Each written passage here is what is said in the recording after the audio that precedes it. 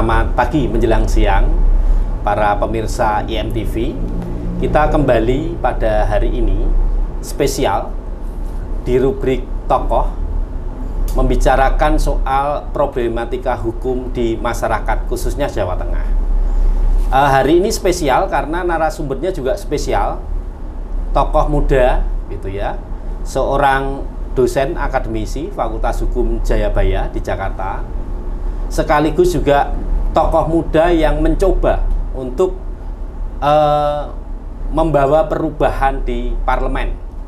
Nah, ini salah satu narasumber kita pemirsa IMTV adalah, kalau saya boleh lengkap bacakan, adalah Dr. Kristiawan SHI MH, gitu ya Mas ya. Ya.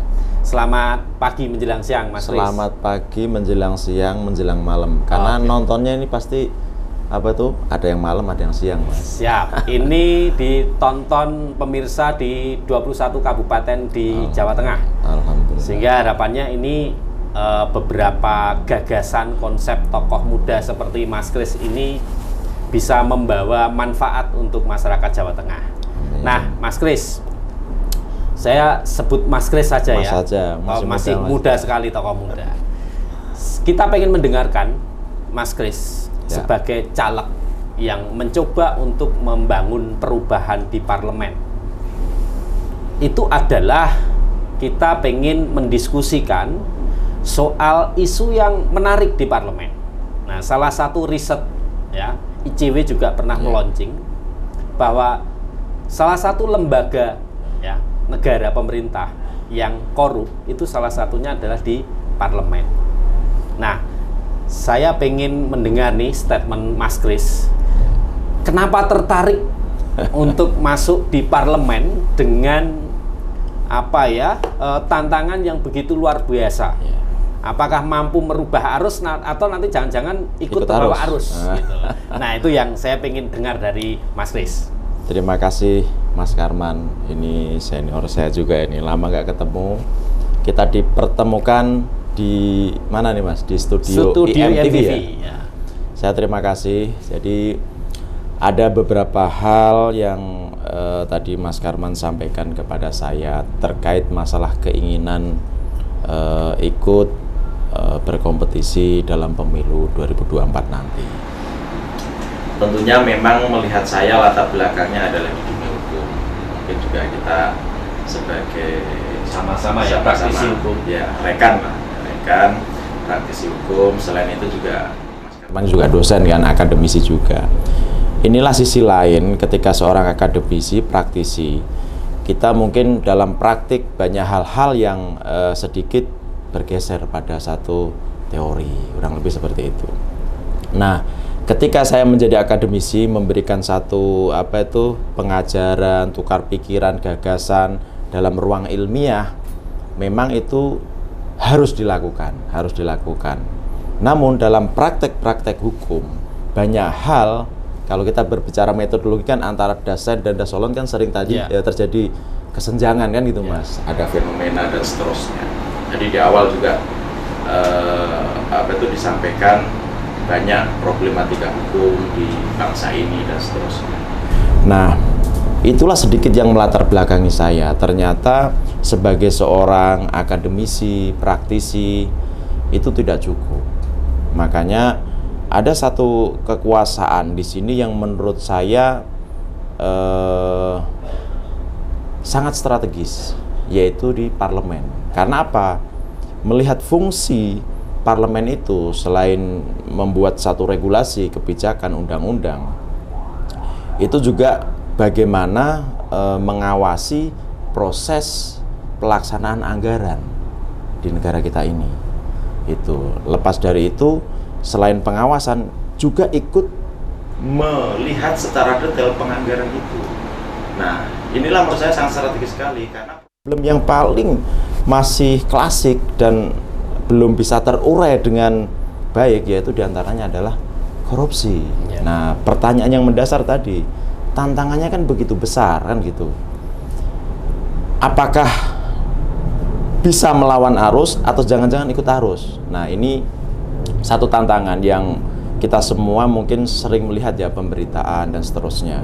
Tetapi saya mempunyai satu prinsip yang saya pegang sebagai seorang pengajar, itulah nilai-nilai itu nanti yang kita akan bawa ke parlemen, sehingga produk-produk kebijakan dalam hal ini misalkan undang-undang, dalam konsep pengawasan itu bisa lebih sedikit berkualitas. Mudah-mudahan juga ini bisa menjadi kehadiran kita bukan ikut, tapi menjadikan virus kebaikan parlemen. Harapannya ke depan seperti itu. Berarti catatan pentingnya adalah Mas Kris ini mencoba untuk mengkonsentrasikan sesuai dengan kewenangan parlemen ya, soal budgeting, soal pengawasan, dan juga soal regulasi. Nah, kita pengen ulik lebih dalam lagi nih Mas Kris. Salah satu hal kan kita tema kita adalah bagaimana memberantas korupsi di parlemen, apa tantangan dan hambatannya. Nah, kita bicara soal 3 hal tadi itu ya. Satu soal budgeting, pengawasan, dan juga regulasi. Kita pengen mendengar nih, dalam konteks pengawasan, Mas Kris. Dalam konteks pengawasan yang sering kali terjadi, itu adalah ada banyak modus terjadinya dugaan tindak pidana korupsi. Titipan proyek, fee, gitu. Nah, bagaimana nih Mas Kris ketika masuk di parlemen dalam konteks melakukan pengawasan sehingga paling tidak meminimalisir atau bahkan lebih ekstrim lagi adalah menghilangkan modus-modus dugaan korupsi di pengawasan gitu.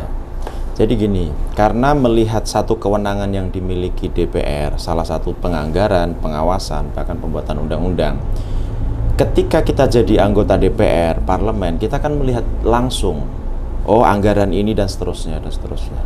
Nah, ketika kita melihat langsung anggaran ini, harapannya dengan di era sekarang ini ya, kan keterbukaan ya. Keterbukaan itu harus harus kita kedepankan. Artinya kebijakan-kebijakan itu ya saya sebagai nanti ketika Allah menakdirkan kita di parlemen ya sebagai salah satu corong menyampaikan ini kepada publik. Artinya DPR satu orang tidak bisa apa-apa. Tidak bisa apa-apa. DPR jumlahnya sekarang sekitar 580-an. Tidak bisa apa-apa satu orang. Tetapi mudah-mudahan bisa memberikan virus kebaikan di sana. Dan bisa ikut menyuarakan. Maka nanti kita harus kolaborasi sama masyarakat, ikut sama-sama mengawasi. Kurang lebih seperti itu. Kalau konkretnya apa Mas Kris? Partisipasi publik dalam konteks pengawasan. Jadi gini, nanti dalam hal penganggaran itu kita harus sampaikan ke masyarakat. Misalkan pendidikan sekian-sekian, misal anggaran di kementerian sekian-sekian, dan seterusnya. Itu harus kita sampaikan ke publik, sehingga publik juga ikut memberikan input. Apapun itu adalah uang dari pajak rakyat, kan gitu. Kalau saya meyakini, misalkan ya pemberantasan korupsi ini bisa dilakukan secara efektif ketika anggaran itu bisa terselamatkan. Muaranya mulai dari perencanaan, ya kan? Dalam proses nanti pelaksanaan, bahkan nanti sampai laporan audit BPK. Kalau ini kita awasi secara ketat, saya berkeyakinan yang namanya korupsi bisa diminimalisir. Ketika misalkan hasil audit ditemukan dugaan, nah kejaksaan, KPK harus tindak lanjuti. Kalau memang itu ada yang namanya misalkan penyelewengan atau dugaan korupsi, harus ditindaklanjuti. Fokus di situ aja, nggak usah kita main yang fokusnya kan menyelamatkan anggaran negara. Biar ini benar-benar terdistribusi kepada kebijakan-kebijakan yang sudah dibuat, dampaknya ke masyarakat, pendidikan, kesehatan, pertanian, dan seterusnya. Oke, berarti gitu. Ada 2 hal yang saya catat. Partisipasi publik untuk terlibat pengawasan, yang kedua adalah soal penegakan korupsi. Pertanyaan lanjutan saya simpan dulu, tapi saya ingin mendengar dari sisi kewenangan parlemen itu adalah soal budgeting. Nah, sedikit Mas Kris bisa sampaikan kira-kira di dalam konteks parlemen melakukan regulasi, membuat regulasi, adakah selama ini yang Mas Kris lihat ya, adakah regulasi-regulasi contoh konkret yang kemudian ini berdampak terhadap masyarakat marginal, petani, buruh, nelayan yang barangkali itu juga menjadi salah satu prioritas Mas Kris yang harus dirubah pula di parlemen. Kira-kira di konteks apa, Mas Kris? Nah, jadi gini, dalam proses penganggaran ini kan di DPR ini kan mitranya kan kementerian juga kan, atau pemerintah kan. Artinya DPR tidak berdiri sendiri. Bahkan yang namanya RUU APBN ketika tidak disahkan, Rp1 pun pemerintah tidak bisa menggunakan itu, kan gitu. Nah, maka dari itu ketika anggota DPR menjalankan tugas dan fungsinya secara baik sesuai dengan ketentuan undang-undang atau kewenangan yang dimiliki, dia menyerap aspirasi mulai buruh, petani itu apa. Saya sering turun ke bawah itu merasakan petani itu pupuk aja tuh susah. Pupuk aja susah. Susah dapatnya. Lagi itu mahal lagi. Ya. Nah, misalkan nelayan. Saya sering ketemu nelayan. Beli solar aja itu susahnya minta ampun. Nah, kadang kalau lagi musim musim ombak tinggi, mereka tidak bisa berlayar, tidak bisa cari ikan. Ya. Padahal saya tanya, pendapatannya berapa? Ya paling kalau sepi sampai itu cuma 50.000 untuk mencukupi keluarganya. Artinya kan buruh, nelayan, petani ini kan masih jauh ya.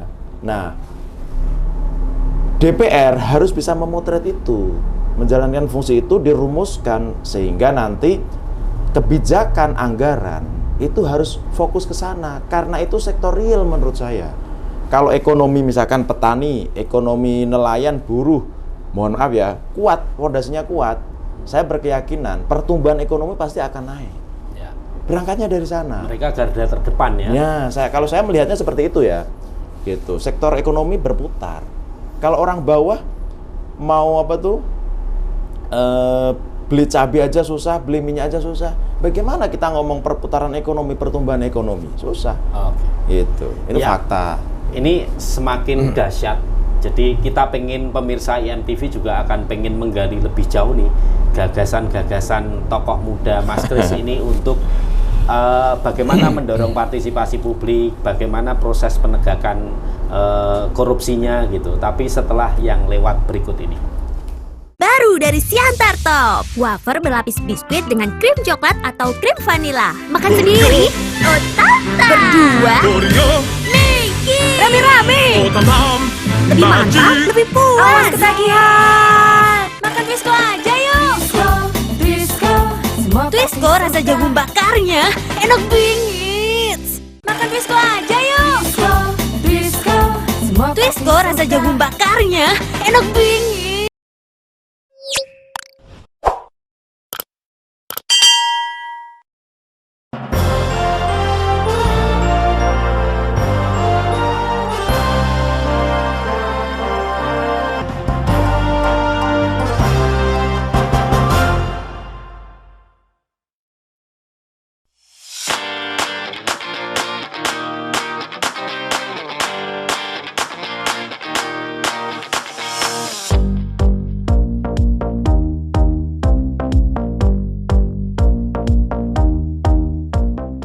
Ya, kembali lagi di IMTV pemirsa. Kita ketemu dengan tokoh muda Mas Kris yang masih setia nanti 1 jam ke depan bicara soal pemberantasan tindak pidana korupsi. Karena ini menjadi tantangan ketika Mas Kris nanti jadi dan terpilih masuk di parlemen. Nah, tadi Mas Kris sudah menyampaikan soal gagasan bahwa ada perlu partisipasi publik di dalam konteks pemberantasan korupsi.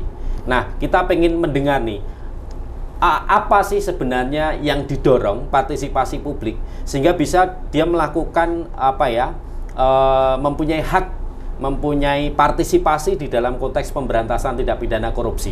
Sederhana di tingkat grassroots apa yang dilakukan? Kira-kira Mas Kris, gagasannya. Memang gini, masalah korupsi itu kan kadangkala itu kan bukan karena niat, karena ketidaktahuan, karena administrasi dan seterusnya, banyak hal. Nah, dalam hal ini ya satu contoh lah, misalkan yang sudah dilaksanakan sekarang adalah undang-undang desa itu kan anggaran 1 miliar ya, untuk desa. Itu kan menurut saya luar biasa kalau bisa dilaksanakan. Bahkan 1 miliar bagi saya itu kecil, perlu ditambah. Tetapi dengan catatan apa? Itu dilaksanakan, diawasi, dan teraudit dengan baik. Nah, dengan apa? Dengan itu ya artinya karena desa itu sebagai ujung tombak bagi pembangunan di Indonesia ini. Kalau kita ngomong pembangunan di desa, kalau rakyat desa itu sejahtera, tumbuh dan seterusnya, insya Allah ekonomi ini akan kokoh. Berarti catatannya adalah sepakat untuk menaikkan anggaran untuk desa ya? Setuju, setuju. Kalau memang itu bisa dilaksanakan dengan baik dan benar-benar tidak ada terjadi satu penyimpangan. Nah, maka itu agar tidak terjadi satu penyimpangan, perlunya partisipasi masyarakat. Masyarakat dikasih akses, masyarakat diajak bicara, diajak duduk bareng. Di desa ini nih kebutuhannya apa? Nah, itu yang didorong. Saya berkeyakinan setiap desa itu kan mempunyai masing-masing keunggulan ya. Gitu, misalkan desa X ini sebagai sektor industri, desa B ini sektor pariwisata, desa C sektor pertanian. Nah, itulah yang perlu dilakukan oleh pemerintah. Ya, mungkin anggaran dana desa itu dinaikkan, tetapi dengan catatan itu by program. Jangan, mohon maaf, dengan dinaikkan anggaran dana desa, tetapi nanti dampaknya kalau tidak terlaksana dengan baik, dampaknya nanti, mohon maaf, tanda kutip, ya, justru korupsi berpindah dari pusat ke desa. Itu yang kita tidak inginkan. Itu yang kita khawatirkan. Makanya perlu adanya pengawasan publik, keterlibatan masyarakat. Semuanya harus terlibat dan kita awasi secara ketat. Ya. Insya Allah saya husnudon itu akan memperkokoh ekonomi kita, bangsa kita. Satu, kalau kemudian ini dinaikkan anggaran dana desa, karena memang masyarakat pedesaan itu adalah juga garda terdepan dalam konteks pertumbuhan ekonomi. Tapi kita juga ingin mendengar nih gagasan Mas Kris. Ketika anggaran ini sudah dinaikkan, kira-kira ada nggak sih problem di birokrasi tingkat desa yang kemudian itu juga perlu diperbaiki? Kalau kemudian diperbaiki di mana nih? Misalnya nih, sesuai dapilnya Mas Kris. Kemarin viral bahwa rekrutmen perangkat desa, ya, misalnya di Demak nih, itu ada 8 kepala desa yang masuk ketangkap Polda karena dugaan tindak pidana suap di rekrutmen. Dan banyak ini juga terjadi di wilayah lain. Nah, kita pengen mendengar gagasan Mas Kris supaya korupsi itu tidak pindah dari pusat ke desa, sehingga apa yang kemudian diperbaiki di dalam konteks birokrasi desa. Betul sekali, tadi dicontohkan ada beberapa yang mohon maaf ya, praktek-praktek itu terjadi dalam hal rekrutmen dan seterusnya. Bagi saya itu mutlak peningkatan kapasitas, ya kan, pemerintahan di tingkat desa itu harus. Karena apa? Kalau dikasih anggaran gede, kapasitas dalam pengelolaan anggaran itu tidak ditingkatkan, ya mohon maaf, itu akan jadi problem. Akan jadi masalah, nanti jadi bom atom. Nah, jadi harus bersamaan anggaran desa dinaikin, kapasitas penyelenggara pemerintahan desa ini juga dinaikin. Lebih jauh lagi, ya kan, lebih jauh lagi masyarakat juga harus dilibatkan. Gitu. Biar istilahnya apa ya? Tumbuh bersama-sama. Kalau bahasa keren sekarang ya kolaborasi. Nah, dengan kolaborasi itulah istilahnya praktik-praktik yang tadi dikatakan, mohon maaf, sampai tergelincir sampai masalah hukum. Ini kan menurut saya ya sudah keterlaluan ya, karena kan mereka bersentuhan langsung dengan masyarakat, ya kan. Setiap hari kepala desa itu mungkin bisa didatengin masyarakat kalau ada masalah-masalah, datangnya ke kepala desa. Mosok sampai tega sekali hal-hal seperti itu, praktek itu terjadi. Itu kan ya istilahnya apa ya, keterlaluan lah menurut saya gitu. Berarti ada catatan pentingnya adalah birokrasi di desa, program peningkatan kapasitas, dan juga ada nggak kira-kira regulasi menurut Mas Kris yang menjadi problem gitu? Nah, sebenarnya kalau saya melihat satu ketentuan undang-undang itu sebenarnya udah bagus. Kalau kita lihat satu teorinya Friedman ya, Friedman itu kan membedah satu permasalahan itu kan dari segi substansi hukumnya, struktur hukumnya, dan budaya hukumnya. Kalau dari segi substansi hukumnya saya kira udah bagus. Namun dalam strukturnya ini yang perlu dikuatkan kapasitasnya ini, orang-orang yang melaksanakan itu lebih jauh lagi untuk mengakselerasi apa yang menjadi ide dasar itu, perlu adanya apa? Masyarakat, partisipasi masyarakat, budaya hukum, itu juga penting. Undang-undangnya bagus nih, pemerintahnya bagus, pemerintah desanya bagus, tapi masyarakatnya tidak mendukung, susah Pak. Tidak menggunakan partisipasinya. Iya, susah. Makanya masyarakatnya juga harus diberi edukasi, peningkatan kapasitas. Jadi 3 hal ini harus terpenuhi. Gitu. Gitu. Ya, semakin menarik nih gagasan tokoh muda Mas Kris yang coba melakukan perubahan di parlemen. Nah, kita pengen lebih kupas jauh lagi soal konteks pemenuhan hak konstitusi negara. Jadi setiap warga negara itu kan kalau ngomong di konstitusi itu kan punya hak atas kesehatan, pendidikan. Tadi kita ngomong soal kesejahteraan di tingkat desa, sudah ada komitmen untuk meningkatkan anggaran dana desa. Walaupun memang harus diperbarui birokrasinya. Nah, kita pengen kupas lagi, Mas Kris, berkaitan dengan bagaimana pemenuhan hak atas kesehatan, pendidikan yang nanti Mas Kris bisa sampaikan setelah iklan sejenak yang mau lewat. Baru dari Siantar Top, wafer berlapis biskuit dengan krim coklat atau krim vanila. Makan sendiri, Otata. Berdua, Niki. Rame-rame, lebih mantap, lebih puas. Awas ketagihan. Makan Twisco aja yuk. Twisco rasa jagung bakarnya enak bingit. Makan Twisco aja yuk. Twisco rasa jagung bakarnya enak bingit.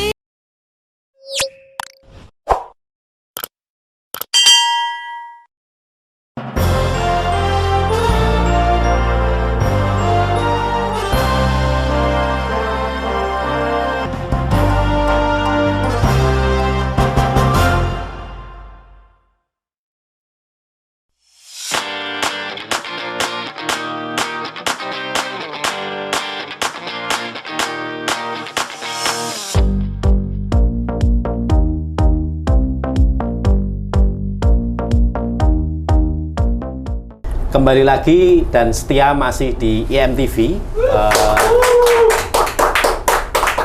Program tokoh yang narasumbernya sangat spesial. Ya, tadi gagasan Mas Kris sebagai tokoh muda yang coba melakukan perubahan di parlemen sudah terlihat nyata, konkret. Penambahan anggaran dana desa, peningkatan kapasitas, termasuk pembenahan birokrasi. Tetapi kalau ngomong soal PR bangsa ini, Mas Kris, itu luar biasa kompleks. Nah, di sektor lain, mungkin di isu desa, juga masih banyak isu-isu korupsi, ya. Nah, saya pengen mengulik sedikit nih, karena tadi saya sempat googling salah satu hal Mas Kris tesisnya itu adalah soal isu korupsi. Nah, saya pengen mendengar nih, dalam konteks memberantas korupsi, temuan risetnya Mas Kris itu apa yang kemudian perlu dibenahin gitu? Jadi gini, saya itu menulis tesis itu dulu pembimbing saya itu namanya Profesor Bambang Purnomo dari UGM itu udah almarhum. Mudah-mudahan beliau ilmunya bermanfaat dan mendapat amal jariah. Itu Prof Bambang Purnomo. Terus disertasi saya lanjutkan. Itu dulu tentang pembuktian terbalik. Terus saya lanjutkan disertasi saya terkait masalah tindak pidana pencucian uang. Ide dasarnya itu dari mana? Itu saya bedah, saya teliti. Saat itu promotor saya Profesor Andi Hambiah, Prof Romli Atmasasmita yang merancang undang-undang tentang tindak pidana korupsi, dan Prof Tumanggur.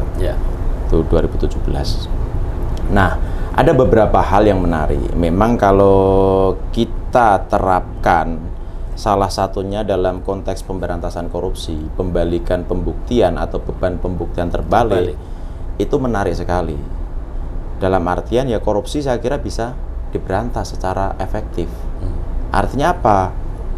Orang pasti akan takut. Jadi seorang koruptor itu sebenarnya lebih takut dimiskinkan daripada di penjara. Saya melihat fenomenanya seperti itu. Nah, karena apa? Dengan pembuktian terbalik, beban pembuktian itu berada di terdakwa. Itu kalau pembuktian terbalik murni ya. Apakah hartanya itu dari korupsi atau bukan? Betul, gitu ya? betul. Harus ketika dia punya mobil mewah, punya aset ABCDE, buktikan.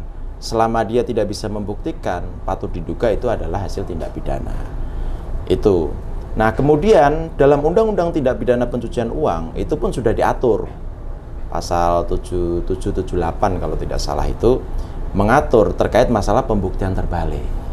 Nah, dengan demikian, kalau itu diterapkan secara murni, ya mungkin akan efektif pemberantasan korupsi. Karena misalkan pejabat X jadi bupati misalkan, X jadi pejabat negara. Sebelum itu dia melaporkan hartanya, ya kan? Ketika habis selesai, dia juga harus melaporkan. Nah, nanti ada kewajaran dan tidak kan seperti itu. Kalau tidak ada kewajaran, nah, ya itu patut diduga kan gitu, kurang lebih seperti itu. Harus dia jelaskan kan dalam LHKPN. Nah, lebih jauh lagi, ketika dalam penelitian saya itu ada masih terbentur satu hal yang saya anggap ini juga substansi terkait masalah perlindungan hak asasi manusia. Karena apa? Pembuktian terbalik itu kan prinsipnya kan bukan presumption of innocent kan gitu, tapi presumption of guilty kan gitu. Orang dianggap bersalah kan gitu. Nah, inilah yang menurut saya masih perlu penelitian yang lebih lanjut. Maka dalam kesimpulan penelitian saya, hasil riset saya itu, mungkin yang paling jalan tengahnya adalah seperti Undang-Undang Tindak Pidana Korupsi, pasal 37 itu, tentang pembuktian berimbang atau balance probability principle, prinsip pembuktian berimbang. Jadi, jaksa harus membuktikan, terdakwa juga sama-sama membuktikan. Tapi kalau di Undang-Undang TPPU murni, hartanya dari mana? Nah, buktikan. Nah, itulah yang memang di Undang-Undang TPPU itu masih menurut saya masih ada satu undang-undang yang mungkin dianggap ini bertentangan. Gitu. Tapi yang paling jalan tengahnya, yang pas itu Undang-Undang Tindak Pidana Korupsi pasal 37 itu. Konsepnya yaitu balance probability principle. Konsep pembuktian berimbang. Nah, ada proses keseimbangan apakah ini betul. Dugaan kasus korupsi atau bukan hartanya. Gitu. Dan ini memang menarik yang mendapatkan perhatian publik di media. Salah satunya adalah pejabat di Kementerian Keuangan, yang kemarin juga banyak ternyata terungkap, lewat perilaku keluarga, istri, iya, luar biasa. Sehingga ternyata nggak berimbang nih antara harta kekayaan dengan gaji yang didapatkan, sehingga itu menjadi pintu masuk. Dan luar biasa ini gagasan Mas Kris soal bagaimana kemudian proses pembuktian itu juga ada proses keseimbangan antara terdakwa dan juga jaksa penuntut umum. Nah, pertanyaan lagi nih Mas Kris, kalau kemudian ini sudah ada proses macam-macam ya tadi pilihan alternatif pembuktian kita bicara soal memiskinkan koruptor. Nah, apakah kemudian memiskinkan koruptor ini juga menjadi salah satu bagian hal yang memang harus diterapkan ke depan seperti apa? Ataukah memang secara kelembagaan itu juga perlu diperbarui nih, Mas Kris? Kita tahu nih wacana soal ini KPK dihilangkan atau tidak, ini difungsikan kembali atau tidak. Nah, kita pengen dengar nih gagasan Mas Kris, karena Mas Kris berangkatnya dari teorinya Friedman, struktur hukum. Di mana nih yang harus diperbarui? Nah, jadi gini, memang ketika kita lihat masalah pemberantasan korupsi, tadi disampaikan oleh Mas Karman itu idenya, gagasannya seperti apa? Kalau saya pribadi melihat satu fenomena seperti ini, fenomena hukum seperti ini, penegakan hukum seperti ini, saya paling setuju koruptor itu dimiskinkan. Bukan pemidanaan saja ya. Kalau pemidanaan bolehlah. Tapi saya lebih pendekatannya bagaimana aset hasil tindak pidana korupsi itu dikembalikan ke negara. Yang sekarang terjadi kan hukumannya tinggi, mohon maaf nih, asetnya udah kemana-mana. Tapi asetnya belum terselamatkan dengan baik. Ini problem menurut saya. Ide dasarnya kan Undang-Undang Tindak Pidana Korupsi kan ini kan kerugian negara. Nah, kerugian negara inilah yang harus dikembalikan. Gitu. Nah, maka dari itu kalau secara prinsip saya setuju bagaimana memiskinkan koruptor atau mengembalikan kerugian negara itu daripada pemidanaan. Gitu. Pemidanaan juga tetap. Atau kalau perlu ketika udah, mohon maaf ya, sudah orang sudah terbukti melakukan satu tindak pidana korupsi, sudah diputus inkrah dan seterusnya, ya dengan labeling di masyarakat, misalkan dia tidak boleh menaiki kendaraan pribadi yang mewah, harus fasilitas umum, ya penghukuman sosial lah. Itu menurut saya itu lebih sakti daripada mohon maaf ya, di penjara. Penjara yang sering terungkap itu di beberapa berita itu ada, mohon maaf, fasilitasi. Nah itu yang menurut saya lebih efektif seperti itu. Lebih baik dimiskinkan dan negara mendapatkan satu feedback, uang negara kembali bisa digunakan untuk pendidikan, bisa digunakan untuk anggaran untuk kesehatan dan seterusnya. Itu menurut saya lebih relevan daripada dihukum lama, dihukum berapa puluh tahun misalkan, tetapi asetnya udah dibawa ke luar negeri semuanya. Wah, luar biasa nih Mas Kris. Dimiskinkan koruptornya, disita harta hasil dari korupsi, dikembalikan kepada rakyat untuk pemenuhan konstitusi negara, pendidikan, kesehatan dan lain-lain. Wah, luar biasa. Itu. Tapi ada ada pertanyaan yang menarik nih Mas Kris. Nanti setelah ada yang mau lewat sejenak. Siap. Baru dari Siantar Top, wafer berlapis biskuit dengan krim coklat atau krim vanila. Makan sendiri, Otata.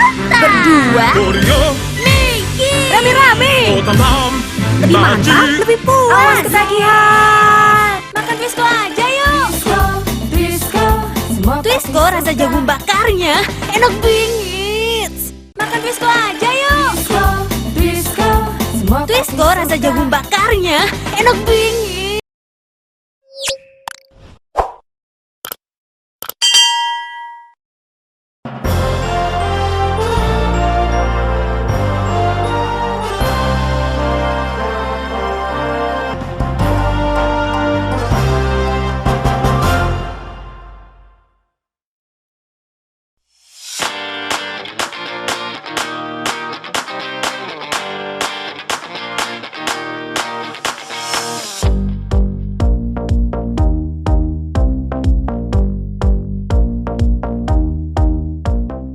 Kembali lagi di podcast EMTV, program tokoh, karena pas tokohnya adalah tokoh muda berbahaya nih untuk melakukan perubahan.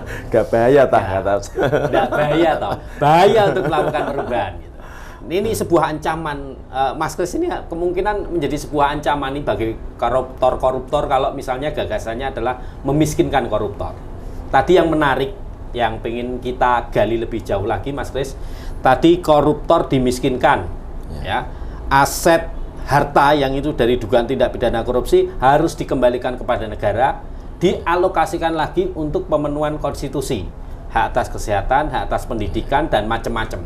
Nah, saya pengen tahu nih Mas Kris, pertanyaannya belum selesai. Kalau ini sudah uang kembali kepada negara, kerugian negara dikembalikan, dialokasikan lagi, kita pengen tahu nih, apa sih yang sebenarnya terjadi dalam konteks problematika pemenuhan konstitusi, hak atas pendidikan dan hak atas kesehatan yang mungkin perlu dirubah juga gitu. Kira-kira apa Mas Kris? Jadi menyambung tadi ya, ketika anggaran negara ini sudah bisa diminimalisir, ya kan, hasil tindak pidana dikembalikan ke negara, tentunya anggaran itu bisa dimanfaatkan untuk memenuhi hak konstitusi, pendidikan, kesehatan, dan seterusnya. Yang jadi problem sekarang ini adalah ketika kita berbicara pendidikan berkualitas, kesehatan berkualitas, ini kan masih banyak partnya lah, kurang lebih seperti itu. Masih banyak turunannya. Mulai misalkan ketika kita berbicara pendidikan, saya sering turun ke bawah di dapil karena kita saat ini mau ya harus banyak ketemu masyarakat sehingga benar-benar tahu apa yang dirasakan masyarakat. Misalkan guru PAUD, guru honorer yang mohon maaf itu tidak mendapatkan anggaran secara spesifik dari negara, itu menurut saya, misalkan guru gajinya di bawah rata-rata, bagaimana dia bisa memberikan satu kualitas pendidikan yang baik? Kan gitu. Untuk memenuhi kebutuhan dia sendiri aja masih susah kan gitu, harus bekerja sampingan dan seterusnya. Masih ada juga ya guru honorer di Jawa Tengah yang gajinya per bulan cuma 350.000. Ya kurang lebih seperti itu. Ini kan fakta, mohon maaf ya. Mohon maaf, fakta itu bisa dicek, dicek. Yang Pak gimana Pak bisa perjuangkan nasib kami dan seterusnya. Ya tentunya sekarang kita belum bisa lah. Nanti mudah-mudahan itu harus dipikirkan ketika berbicara pendidikan. Kemudian ketika berbicara pendidikan lagi, saya tuntaskan, tidak semua, kemarin ada satu fenomena ya, orang bisa mengakses satu pendidikan yang dikatakan harusnya tanda kutip kualitas ya, berkualitas. Berkualitas itu harusnya negeri swasta, itu harusnya sama-sama standarisasinya. Jangan istilahnya itu kalau negeri misalkan lebih bagus swasta yang mahal. Karena mahal dia bisa mendapatkan akses lebih kualitas pendidikan itu. Nah ini yang tidak boleh negara lakukan. Harusnya sama. Kualitas kurikulum itu harus tidak berubah-berubah. Terus kemarin ada juga fenomena ganti menteri, ganti kebijakan. Iya, ganti menteri, ganti kebijakan. Repot kalau kayak gini gitu loh. Mungkin anak-anak sekarang itu mungkin lebih akselerasinya lebih bagus. Mungkin pelajarannya lebih luar biasa sekali sekarang. Tetapi mohon maaf, kualitas pendidikan, kalau dulu kan kita ada moral dan seterusnya, moral pendidikan, moral Pancasila. Itu kan hampir sedikit sekarang porsinya. Sekarang pendidikan akhlak, moral itu penting. Selain kita ngomong IQ gitu loh. Selain kita ngomong kualitas pendidikan yang angka-angka itu gitu. Nah, dengan masyarakat tidak ada satu perbedaan bisa mengakses pendidikan yang berkualitas secara sama, tentunya inilah investasi kita ke depan terhadap masalah pendidikan, dan itu bangsa nanti yang menikmati itu. Dan itu jangka panjang. Betul sekali. Kalau kita tidak lakukan dari sekarang, susah.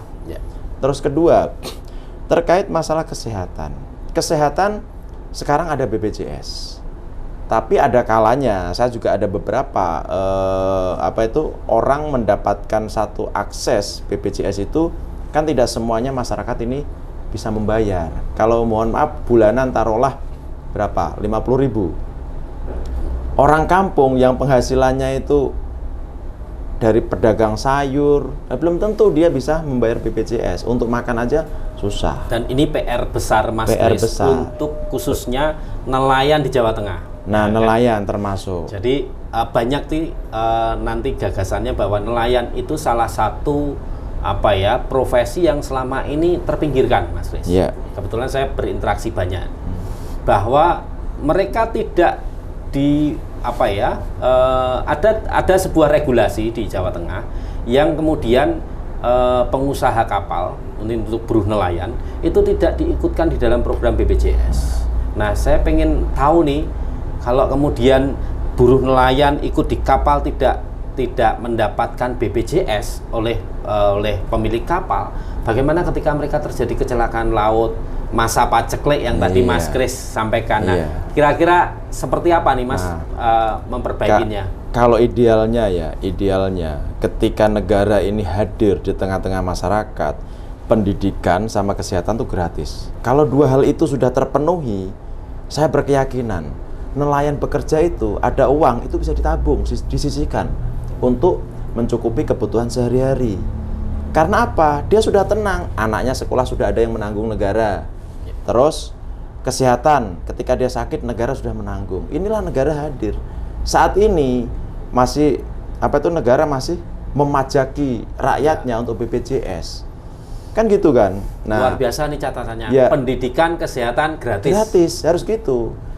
Khususnya ini kan nanti pemilu ini kan juga kita pengen memilih pemimpin ke depan ini yang dianggap baik dan bisa menjawab permasalahan masyarakat. Dua hal itu, kalau masyarakat mau milih calon pemimpin ke depan, ya dua itu, pendidikan gratis.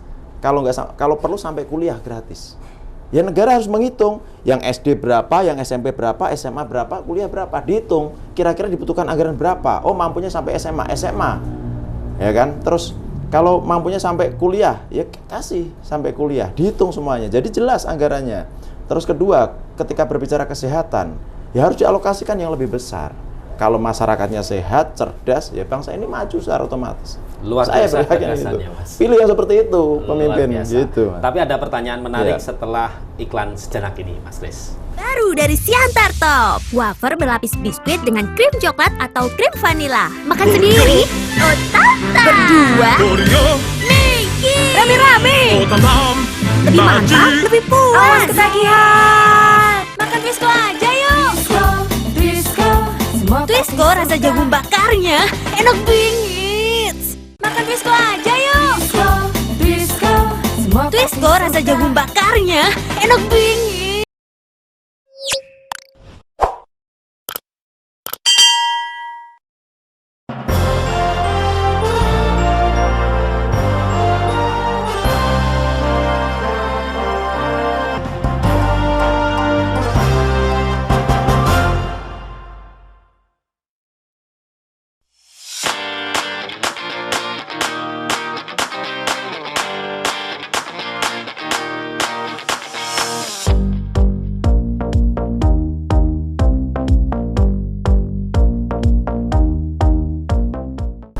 Masih setia di program Tokoh IMTV, ketemu dengan tokoh muda Mas Kris, saya menyebutnya Mas Kris, calon parlemen dari Partai Nasdem. Jateng Ya, berapa Mas Kris? Jateng 2 Mas. Jateng 2. Jepara. Oke. Ini pertanyaan konkret nih Mas Kris. Ya. Karena maju sebagai parlemen di Jateng 2, saya pengen mendengar juga, pemirsa IMTV pengen mendengar juga apa temuan problem-problem di tingkat rakyat, di tingkat basis, khususnya di Jateng 2, karena saya lihat Mas Kris banyak berinteraksi nih, rentang waktu ini. Ya. Temuannya apa, problemnya apa, dan apa yang kemudian ke depan dalam jangka pendek dan jangka panjang yang dilakukan Mas Kris ketika terpilih menjadi parlemen. Terima kasih Mas Karman.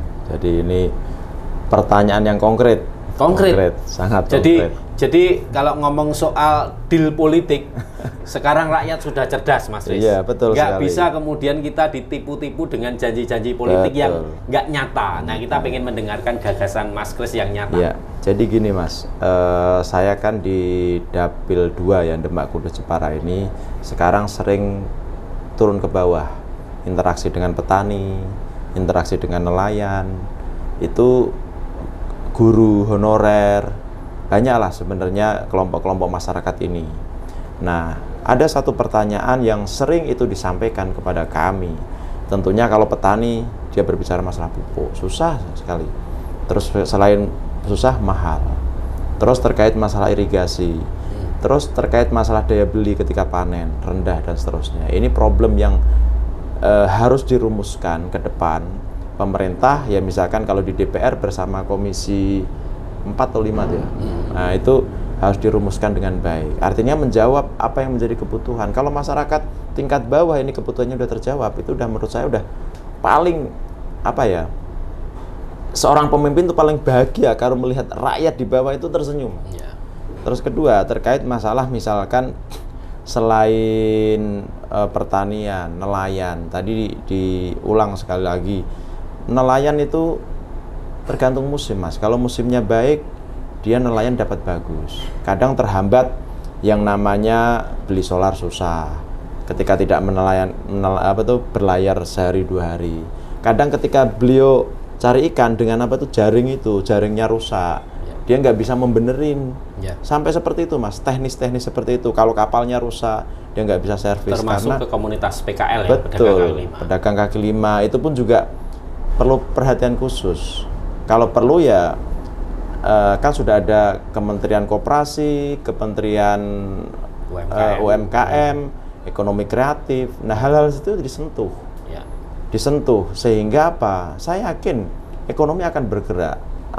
Pertumbuhan ekonomi akan tinggi. Ya, berarti kuncinya adalah memenuhi kebutuhan dasar rakyat ya. Betul. Kalau petani ya paling tidak punya lahan, lahannya bertumbuh dengan baik, nelayan kebutuhan BBM terjaga dengan baik, pedagang kaki lima ada tempat usaha yang memang legal untuk mengembangkan gitu. Betul ya. Mas sekali. Kris. Nah, maka dari itu selain itu masalah pendidikan, banyak sekarang kan pendidikan gratis, tapi di sisi lain masih ada pungutan-pungutan yang itu di luar itu, dan masyarakat terbebani. Ini kan juga harus dipikirkan gitu. Selain itu tadi saya juga menyampaikan pendidikan kalau bisa gratis itu luar biasa. Tapi dalam artian pendidikan gratis terus kualitasnya menurun, tidak. Pendidikan tetap berkualitas, dapat diakses semua masyarakat, seluruh kalangan. Nah, khusus Dapil 2 Jawa Tengah ini, Demak, Kudus, Jepara, ini kan ya kurang lebih tidak jauh-jauh dari itu. Misalkan sekarang nih, saya turun ke masyarakat di sekitar Demak sana ya, Demak, daerah Wedung, daerah Bonang, itu sekarang air susah, kekeringan. Ini kan juga problem kan. Harusnya itu ketika ada wakil-wakil rakyat yang sekarang ini tidak membuat satu kebijakan atau bantuan yang sporadis. Kekeringan dibantu air berapa tangki, tahun depan gitu lagi. Itu kan nggak menyelesaikan masalah. Sentuh akar persoalannya. Nah, makanya misalkan di desa ini perlu dibikin sumur apa tuh? Sumur pompa. Ya kan? Satu desa misalkan ada 2, ada 3. Itu kan menurut saya menyelesaikan masalah, mengurai masalah pada titiknya. Bukan hanya mohon maaf masyarakat dikasih jangka pendek air bersih gitu ya. Akhirnya kita sendiri Mas, kita sendiri ketika turun di masyarakat, kalau nggak dikasih bantuan yang sifatnya sporadis seperti itu, kita ya ditolak dalam artian apa? Ya itu model-model yang mohon maaf ya tidak mengedukasi. Harusnya diurai permasalahannya di mana. Bikin sumur setiap desa 2 atau 3, dan itu yang mampu mengcover seluruh kebutuhan masyarakat yang terdampak kekeringan setiap saat itu. Itu satu contoh kurang lebih seperti itu. Dahsyat, luar biasa gagasannya, pemenuhan kebutuhan dasar rakyat. Nah, ya sayang sekali Mas Kris, waktu kita terbatas. Jadi, tapi saya yakin nih, ini untuk tips bagi rakyat untuk pemilu ke depan. Jangan salah untuk kemudian memilih calon. Caranya bagaimana? Ketahui programnya, siapa orangnya.